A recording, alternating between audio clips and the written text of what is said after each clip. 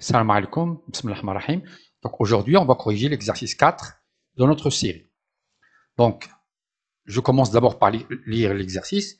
Donc, pour n supérieur ou égal à 1 et a une partie non vide de Rn, on prend x appartient à Rn et on pose distance xa égale 1 norme de x moins a. Attention, on l'appelle distance, mais ce n'est pas une distance, parce qu'une distance, normalement, il est de Rn croix Rn vers R+.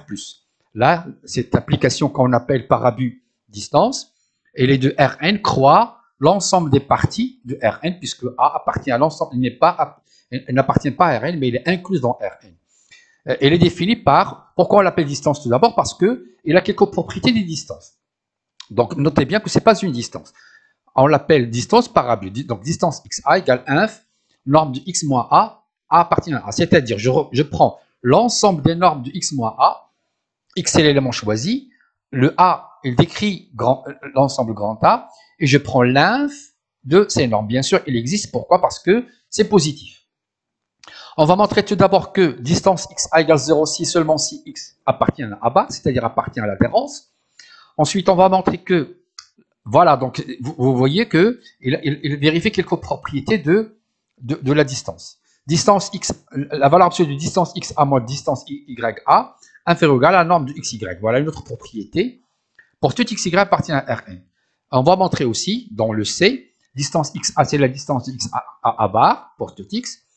Pour chaque P appartient à une étoile, on pose UP égale l'ensemble des X appartient à Rn, tel que distance XA strictement inférieure à 1 sur P.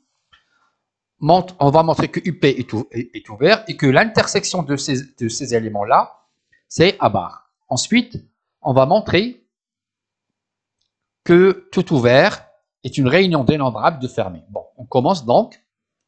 On va commencer par un petit résultat qui dit si A est inclus dans B, alors distance XB est inférieur à distance x. Attention, on n'a pas distance x inférieure à distance xb. C'est le contraire, on va le voir tout de suite. Donc, si je suppose que A est inclus dans B, A, une partie de Rn et B, une partie de Rn, donc l'ensemble des x moins A appartient à A est inclus dans l'ensemble des x moins A appartient à B. Pourquoi? Parce que pour tout élément de A, c'est un élément de B, par conséquent, la norme, je vais la retrouver là, puisque A est inclus dans B. Bon, ceci implique, donc vous savez que si une partie est incluse dans une partie de Rn est incluse dans une autre, eh bien l'inf sur la plus grande elle est inférieure à l'inf sur la plus petite. Donc inf des normes x moins a pour a appartient à b, c'est-à-dire sur cette partie, est inférieure à l'inf sur cette partie-là. Et cette inf n'est autre que la distance de x à b, et cette inf n'est autre que la distance de x à a, donc on a notre résultat. On va procéder par équivalence pour montrer que distance x égale 0, équivalent à x appartient à A bar. Donc, dire que x appartient à A bar, ça veut dire quoi? Par définition même, quel que soit R strictement supérieur à 0, la boule de centre x et de rayon R rencontre A, c'est-à-dire l'intersection est différente de vide. Autrement dit, quel que soit R strictement supérieur à 0, il y a un A appartenant à A, et l'élément A, petit a, il est dans la boule et il est dans l'ensemble. Donc, il appartient à grand A, et il est dans la boule, donc la norme de x moins A est strictement inférieure à R. Par conséquent, les normes de x moins a, lorsque a décrit a, est strictement inférieure à r, quel que soit r. Donc l'inf égale à 0. Et bien sûr, d'autre part, puisque a appartient à a, donc norme de x moins a appartient à a. Voilà. Donc la distance égale à 0, par conséquent, distance xa égale à 0. On va montrer maintenant cette inégalité-là. Montre que soit xy appartient à Rn, distance xa moins distance ya est inférieure ou égale à norme de x moins y pour x et y quelconque. Donc, je prends deux réels quelconques. Donc, quel que soit A, c'est une inégalité triangulaire connue. Norme de x moins A est inférieure à la norme de x moins, j'intercale y, norme de x moins y plus y moins A. Donc, puisque ceci est vrai, quel que soit A, donc je prends l'inf sur cette quantité-là, ce qui va me donner l'inf de x moins b. Je remplace b par A pour laisser le A pour le deuxième membre. Donc, le plus petit, si je prends l'inf sur cette quantité-là en b, il est inférieur à un élément, en particulier pour A, lui-même inférieur à x moins y plus y moins A, voilà, si c'est quel que soit A. C'est-à-dire que la distance de x à A, puisque celle-là c'est la distance de x à A, est inférieure ou égale à x moins y plus y moins A, et ceci quel que soit A. Et je passe ensuite à l'inf sur A, sur ce membre-là. Donc ce qui va me donner distance xa inférieure ou égale norme de x moins y plus l'inf des normes y moins a pour a appartient à a. Et celle-là n'est autre que la distance de y à a. Donc enfin, distance xa est inférieure ou égale à distance ya plus x moins y. Je fais passer distance ya à premier membre, ce qui va me donner distance xa moins distance ya inférieure ou égale à la norme de x moins y. Ensuite, puisque x et y jouent le même rôle, donc si j'intercale, je vais avoir distance ya moins distance xa va être inférieur ou égal à la norme de y moins x qui n'est autre que norme de x moins y. C'est-à-dire je vais avoir cette inégalité-là. Par conséquent, ce nombre-là, il est inférieur ou égal à la norme de x moins y. Son opposé, il est inférieur aussi à la norme de x moins y. Donc, la valeur absolue de distance xa moins distance ya est inférieure à la norme de x moins y. Pour le point C, donc je vous rappelle qu'est-ce que c'est que le point C. Le point C, c'est, on va montrer que distance xa est égale à distance xa bar pour tout x appartenant à Rn. Donc je prends un x appartient à Rn, puisque A est inclus dans A bar, donc d'après la remarque précédente, la distance de x A bar est inférieure ou égale à la distance xa. Voilà. Qu'est-ce qu'il reste alors à montrer? Il reste à montrer que distance xa, pour avoir l'égalité, distance xa est inférieure ou égale à la distance xa bar. On va faire la démonstration par trois moyens.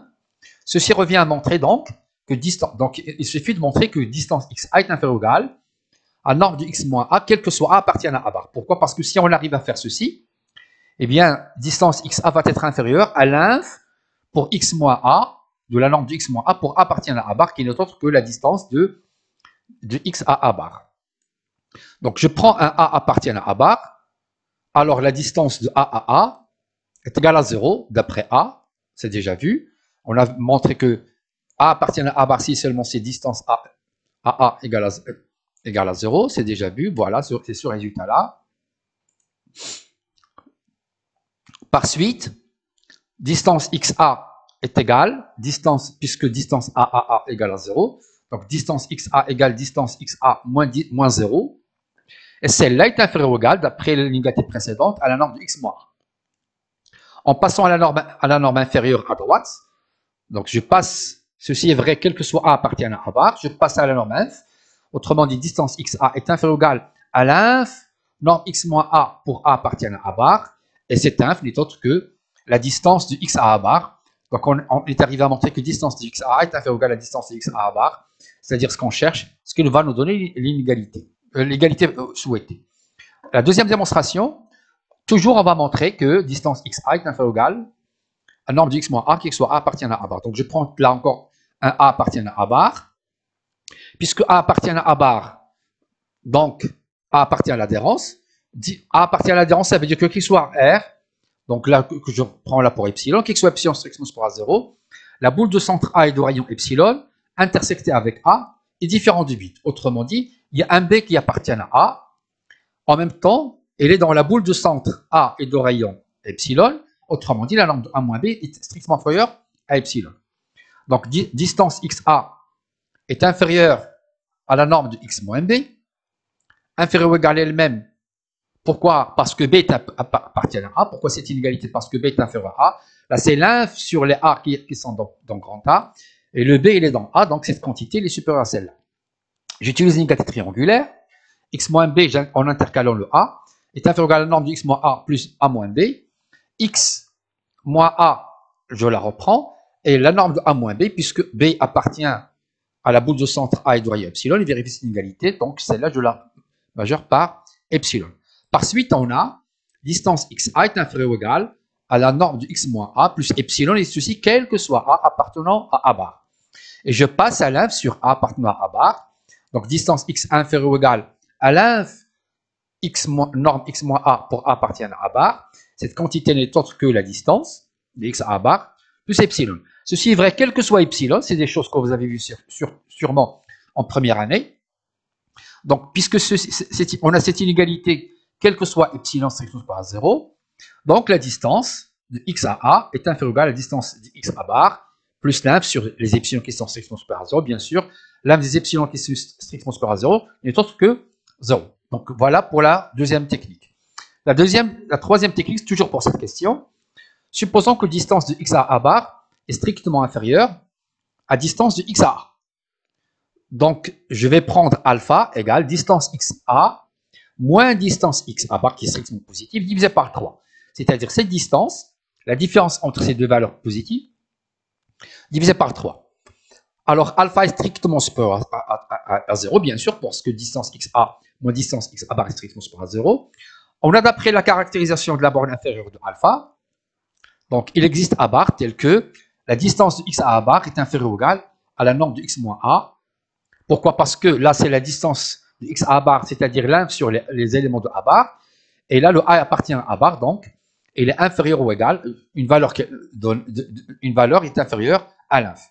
En même temps, puisque là, si j'ajoute à cette quantité-là, à celle-là, alpha, donc cette quantité qui est strictement positive, donc celle-là est strictement supérieure, par conséquent, je peux trouver un a qui va me donner une norme de x moins a entre les deux. C'est la caractérisation de l'inf. Et bien sûr, celle-là aussi est inférieure à distance x moins a, distance xa. Pourquoi? Parce que la distance de x à a, c'est la distance de x à bar plus 3 alpha. Bien sûr, alpha est strictement inférieur à 3 alpha. Donc, cette quantité est inférieure et strictement supérieure à celle-là. Bon, ensuite, a appartient à a bar. Donc, par définition, la boule, elle existe pour alpha, la boule de centre A et de rayon alpha inter A est différente de B. Et je prends un B dans cette intersection. Donc mon B, il vérifie, il est dans A, et en même temps, la norme de B moins A est inférieure à alpha. Donc distance de x à A, puisque B appartient à A, elle est inférieure ou égale à la norme de x moins B. J'intercale mon A qui appartient à A bar. Voilà. Ensuite, la norme de x moins A, elle est strictement inférieure à distance AX A bar plus alpha. Donc, norme de x moins A strictement inférieure à distance de x A bar plus alpha. Et A moins B, la norme de A moins B, puisque B appartient à la boule de centre A et de rayon alpha, est strictement inférieure à alpha, ce qui va me donner 2 alpha. Et comme tout à l'heure, donc là je reprends, la distance de x à A, elle est égale à 3 alpha plus distance de x A bar. Donc, distance de x A bar plus 2 alpha seulement, elle est strictement inférieure à distance de x A bar plus 3 alpha, qui est égale à distance xa, ce qui nous donne une contradiction. Pourquoi? Parce que distance de xa est strictement inférieure à distance xa bar, distance xa est strictement positive, donc c'est impossible. Par conséquent, on a l'égalité. Et je passe à la question 3 qui dit, pour chaque P, on pose UP égale l'ensemble de x appartient à Rn tel que la distance de x à A est strictement inférieure à 1 sur P. Voilà. Donc, on va regarder un petit schéma. Voilà. Donc, je suppose que mon ensemble, c'est ça. Qu'est-ce que c'est que UP? Eh bien, tout élément de A appartient à UP, puisque pour tout élément de A, la distance de x à A égale à 0. Et on ajoute les éléments de Rn tels que la distance de x à A, c'est-à-dire telle que cette quantité-là est inférieure à 1 sur P. Donc, on va entourer A avec un ensemble qui réalise l'ensemble des x tel que distance de x à A strictement inférieure à. Voilà. Donc, je vais montrer que cet ensemble est un ouvert. Je prends, donc, par conséquent, ça veut dire un ouvert. Donc, si je prends un U appartient à AP, il faut montrer qu'il existe un rayon tel que la boule de centre U et de rayon R est incluse dans UP. Bon, puisque U appartient à AP, donc il va vérifier cette quantité, c'est-à-dire la distance du U à A strictement inférieure à 1 sur P. Et je prends R, je reprends mon schéma, et je prends R égale 1 sur P moins la distance. Donc là, vous avez mon U qui est là, je schématise. Donc, je prends 1 sur P, la quantité 1 sur P, moins la distance de U à A, qui est cette quantité, et je la divise par 2. Et je vais prendre la boule de centre U et de rayon petit r. Vous voyez, schématique, en utilisant le schéma, elle est bien incluse dans UP. Mais on va le montrer, bien sûr, de manière directe. Donc, je prends R égale cette quantité. On va montrer que la boule de centre U, que je viens de choisir dans UP, et de rayon R que je viens de définir, est incluse dans P. Donc, comment faire? Je vais prendre un V qui est là, il faut montrer qu'il est là. Donc, soit V appartient à la boule de centre U de rayon R.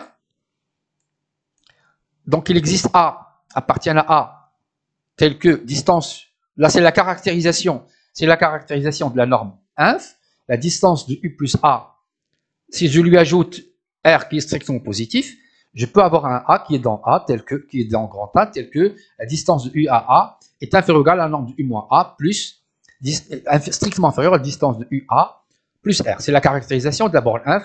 La borne inf, bien sûr, c'est l'inf des normes de UA, des normes de U moins A balayant le grand A. Ce qui donne distance VA, elle est inférieure à V moins A, puisque A appartient à grand A. Une valeur est supérieure à l'inf.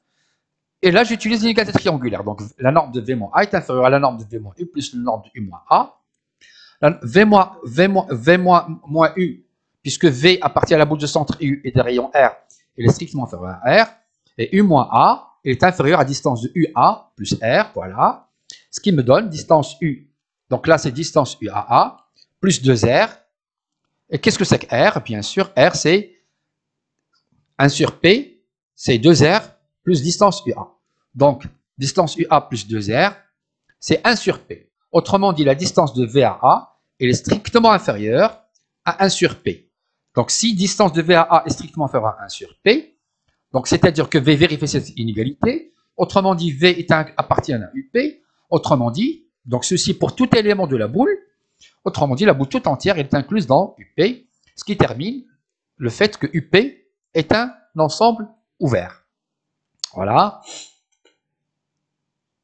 D'autre part, donc, si je prends un X, donc le UP est un ouvert, on va montrer aussi que l'intersection de ces UP, qui sont tous des ensembles ouverts, est égale à A bar.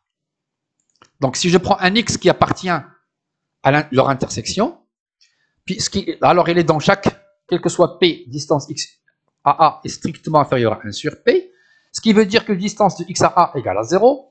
Or, distance de X à A égale à 0, équivalent à X appartient à A bar d'après la première question. Voilà, donc l'intersection des UP, c'est A bar. Une remarque? Les UP forment une suite décroissante. C'est une suite d'ensemble. Je pense que c'est la première fois que vous voyez des suites d'ensemble. Donc, c'est une suite d'ensemble qui est décroissante. Pourquoi elle est décroissante? Parce que si je prends un X dans UP plus 1, distance de X à A est inférieure à 1 sur P plus 1, lui-même inférieur à 1 sur P, donc mon X, je vais l'avoir dans UP. Autrement dit, la suite UP, elle est décroissante. Bon, pour la question E, elle est très intéressante. On déduit que tout ouvert est une réunion dénombrable de fermés.